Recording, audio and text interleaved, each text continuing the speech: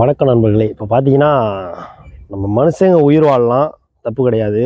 ஆனால் மனுஷங்களை மட்டும்தான் உயிர் வாழணும் அப்படின்னு சொல்கிறது தான் மிகப்பெரிய தப்பு. பார்த்தீங்கன்னா, நம்மளுக்கு ஒரு உயிரினம்னு இந்த நடக்கிறது, போகிறது, வர்றது இதை மட்டும்தான் சொல்கிறோமே ஒழிஞ்சு, இந்த மரம், செடி, கொடி இதெல்லாம் உயிரினமாலாம் எடுத்துக்க மாட்டேங்கிறோம். முள்ளு செடியை வளர்க்குற அளவுக்கு கூட நம்ம பனை மரத்தை வளர்க்க மாட்டேங்கிறோம். வளர்க்குறதுக்கு தான் துப்பு இல்லை. அது வளர்ந்து நிற்கிற மரத்தையாச்சும் அழிக்காமல் இருக்கிறோமா, அதையும் பண்ண மாட்டேங்கிறோம். கிட்டத்தட்ட பார்த்தீங்கன்னா, இந்த பனைமரங்கள் முக்கால்வாசி பனைமரங்கள் அழியறதுக்கு காரணம் மனிதர்கள் தான்.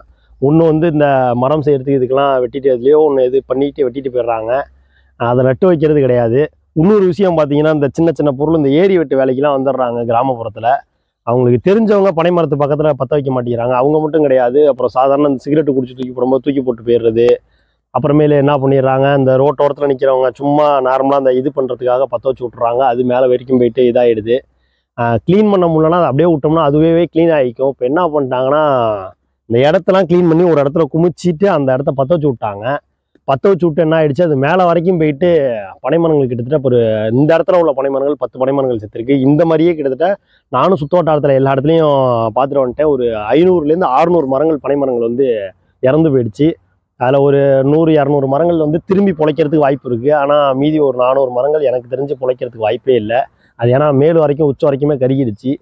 பனைமரங்கள் நம்ம வாழ்க்கையில் எவ்வளோ முக்கியங்கிறது நம்ம யாருக்குமே தெரிய மாட்டேங்குது. அதுதான் நீரை சேமித்து வைக்கிறது. அதுதான் எல்லா ஏரிக்கரையும் பார்த்தீங்கன்னா, ஏரிக்கரையில் வந்து எந்த மரம் இருக்கோ இல்லையோ பனைமரம் கண்டிப்பாக இருக்கும். அதுதான் நிலத்தடி நீருக்கு முக்கால்வாசி சேமிப்பை கொண்டு போய் சேர்க்கறது. அந்த மரத்தை அழிச்சிட்டோம்னா நிலத்தடி நீர் இருக்காது. நிலத்தடி நீர் இல்லை அப்படின்னா நம்ம அந்த மாதிரி கர்நாடகா அவங்கள்ட்டலாம் பிச்சை எடுத்துக்கிட்டு தான் இருக்கணும். அவங்களாம் அடி வாங்கிட்டு தான் இருக்கணும். நம்ம வந்து நம்மள்ட்ட உள்ள தண்ணியை சேமித்து வைக்க மாட்டேங்கிறோம். நம்ம எங்கேயோ போயிட்டு அவன்கிட்ட தண்ணின்னு அடிச்சுக்கிட்டு சாகுறோம். நம்ம அது திங்கிறோம், இது திங்கிறோம். நம்ம எல்லாம் விவசாயின்னு சொல்லிக்கிறோமே ஒழிஞ்சு அந்த விவசாயிக்கு சார்ந்த வேலையை பார்க்க மாட்டேங்கிறோம். எங்கள் அப்பா விவசாயினா நான் விவசாயி கிடையாது. எங்கள் அப்பன் தானே விவசாயி, அவன் இருந்துட்டு போகிறான், நான் அந்த மரத்தை வெட்டுவேன். என் புருஷன் தான் விவசாயி, நான் அந்த மரத்தை வெட்டுவேன்.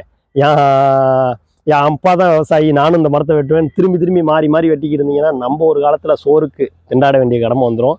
நம்ம திண்டாடுறோமோ இல்லையோ நம்ம பிள்ளைங்க திண்டாடிடும். தண்ணிக்கு ஏற்கனவே நம்ம அடிச்சுக்கிறோம். தயவு செஞ்சு இந்த மரங்கள்லாம் கொஞ்சம் வளர்க்க பாருங்கள். வளர்க்கலான்னு பரவாயில்ல, அழிக்காமல் இருந்தாலே போதும். நன்றி, வணக்கம்.